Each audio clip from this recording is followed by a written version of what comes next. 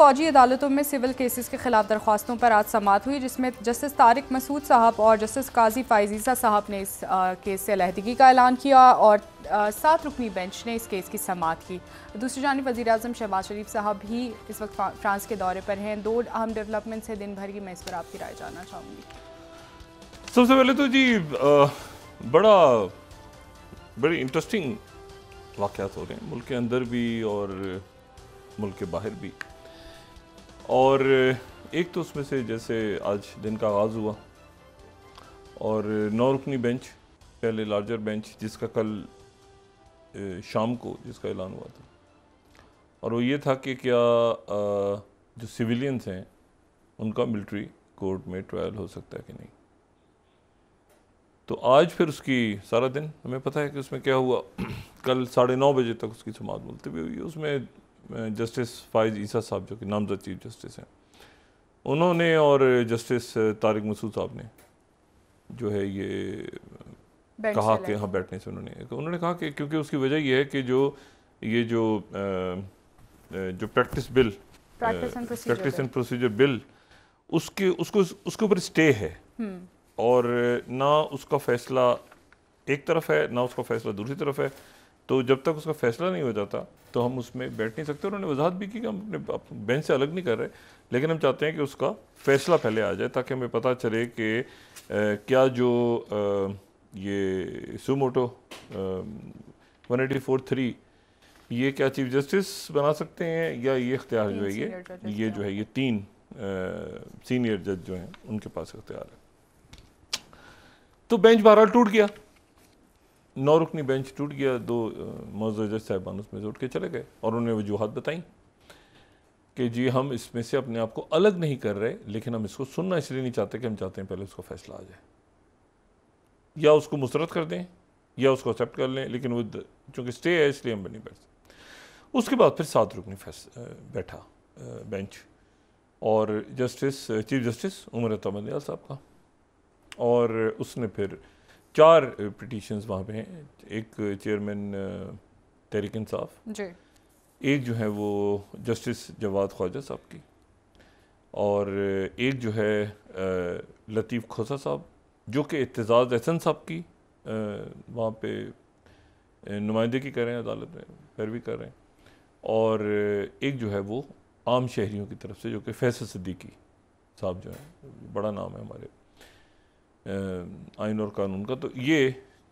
4 जो है वो पिटीशंस। अब इसमें फिर उसके बाद दलाइल हुए, वो भी हमें इल्म है। दूसरा एक बात उसमें बड़ी दिलचस्प है कि जब दूसरा बेंच बैठा, यानी पहले बेंच में तो फाइज ईसा साहब ने और तारिक मसूद साहब ने कहा कि जो है हम इस वजह से नहीं बैठ रहे क्योंकि ये हमें नहीं, उसका फैसला आना चाहिए, क्योंकि फैसला उसका नहीं है हमारे सामने, तो इसलिए हम नहीं बैठ रहे। वो जो bill practice and procedure bill, और जिसमें कहा गया कि ये सुमोटो पे इस तरह से बैठा करेगा, बेंच इस तरह से बैठा करेगा उसके। लेकिन उसके बाद जब 7 रुकनी बेंच बैठा आके उन 2 जज साहिबान के बगैर, तो वहाँ पर उन्होंने बेंच ने पहले अटॉर्नी जनरल से पूछा कि आपको कोई इतराज़ तो नहीं हमारे ऊपर, हम कार्रवाई शुरू करें। तो अटॉर्नी जनरल जो हैं, अब एक जो बात है ना बड़ी जो मुसलसल देखने में आ रही है, देखें जो बात होती है, अच्छा आज़म नज़ीर तारड़ साहब भी धीमे हैं, वो भी बड़ा यानी बात करते हैं वज़ीर कानून, लेकिन एक इरफान कादिर साहब नुक्ता उठाते हैं बड़ा सीधा टू द पॉइंट, जो कि हुकूमत में मौजूद हैं, हुकूमत की लीगल टीम खुल के बात करते हैं। इरफान कादिर साहब जो वो बात करते हैं वो बात अटॉर्नी जनरल नहीं करते। मतलब वो जैसे इरफान कादिर साहब कहते हैं कि मेरा तो कहना है कि अटॉर्नी जनरल को नहीं जाना चाहिए वहाँ, लेकिन मसला ये कि अटॉर्नी जनरल वहाँ होते भी हैं, और वो जब मुझे पूछा जाता है आपको इतराज़ तो नहीं है इस बेंच पे, वो कहते हैं कोई इतराज़ नहीं है।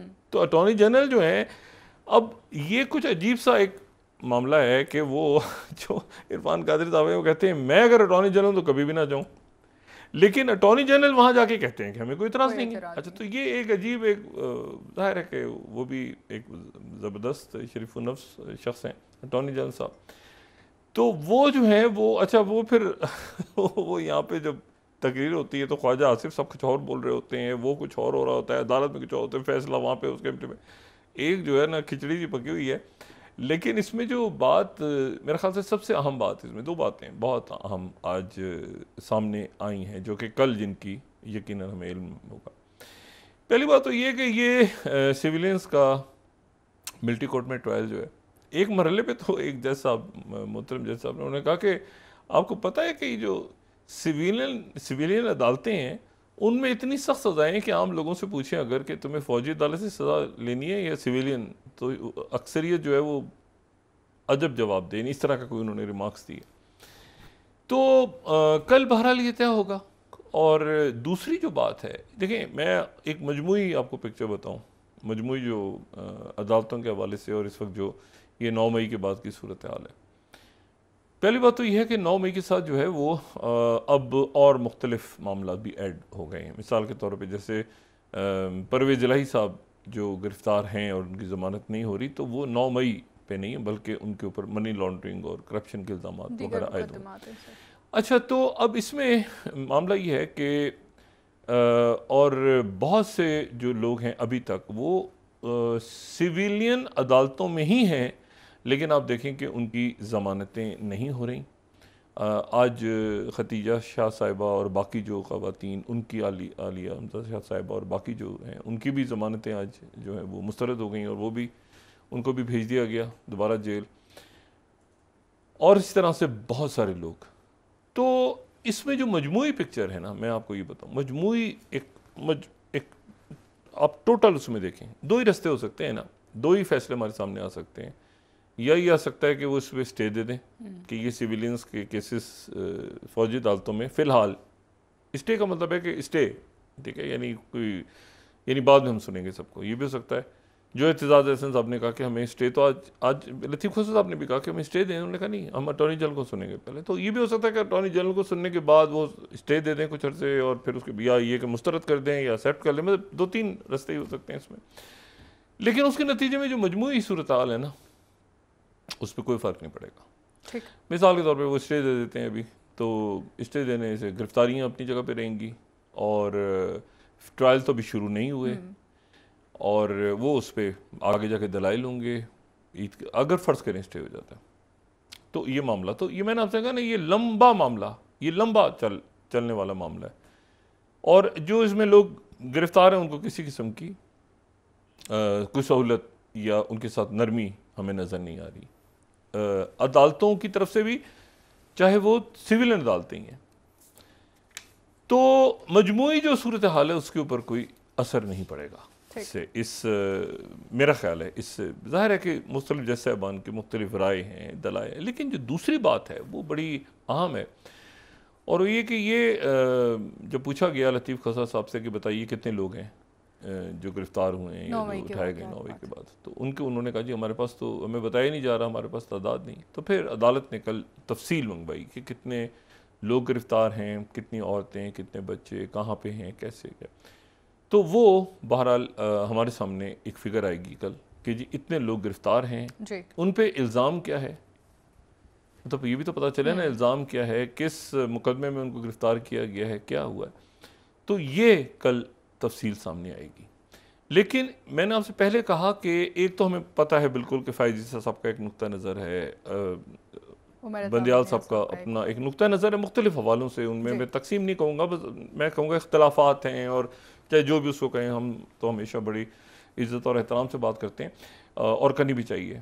लेकिन मैं सिर्फ आपको ये कहूँ कि जो मजमूई सूरत हाल है ना, देखें अभी तक फ़ौजी अदालतों ने तो नहीं काम शुरू किया ना, अभी तो रहा है, लेकिन उसके बावजूद अगर आप मजमूई सूरत हाल देखें तो 9 मई के वाक़े में जो मुलव्विस लोग हैं उनको किसी किस्म की छूट नहीं मिल रही, किसी किस्म की उनको आज़ादी नहीं मिल रही, चाहे वो सिविलियन कोर्ट, अभी तो खैर अदालतों में उनकी ज़मानतें और वही हैं, अभी तो ट्रायल नहीं शुरू हुआ, लेकिन उनका ट्रायल भी शायद जेल के अंदर ही हो।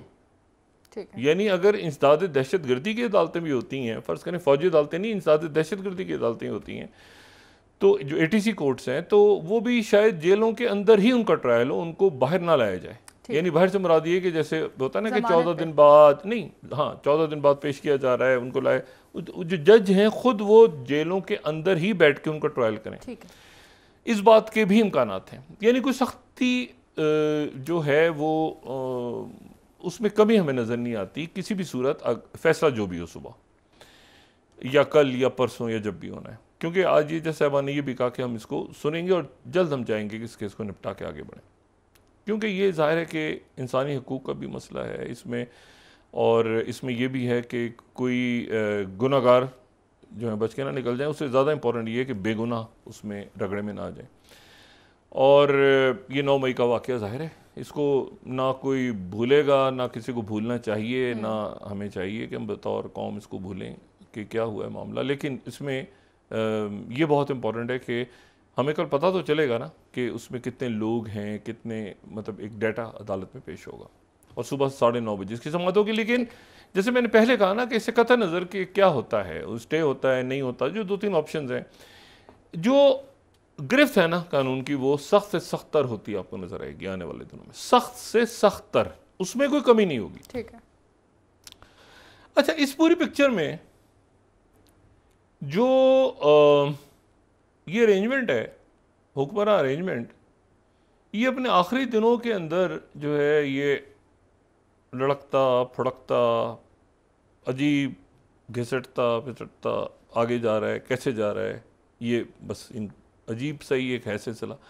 मतलब है कि बजाय ये कि ये जाते जाते कोई एक आध कोई छक्का चौका मार जाए अवाम के लिए, तो इनको ज़्यादा दिलचस्पी जो है वो मतलब है कि फ़ौजी अदालतों में ज़्यादा दिलचस्पी, और इनको इस बात में ज़्यादा दिलचस्पी नहीं, अवाम को अवाम के लिए कुछ करने से ज़्यादा इनको इस बात में ज़्यादा दिलचस्पी है कि कुछ 24-48 घंटों में बहुत सारे लोगों को फांसियाँ लग जाएँ, तो वो ये लग जाए तो ये खुश, मतलब ये कामयाबी हो जाएगी। हालांकि इस तरह नहीं होता।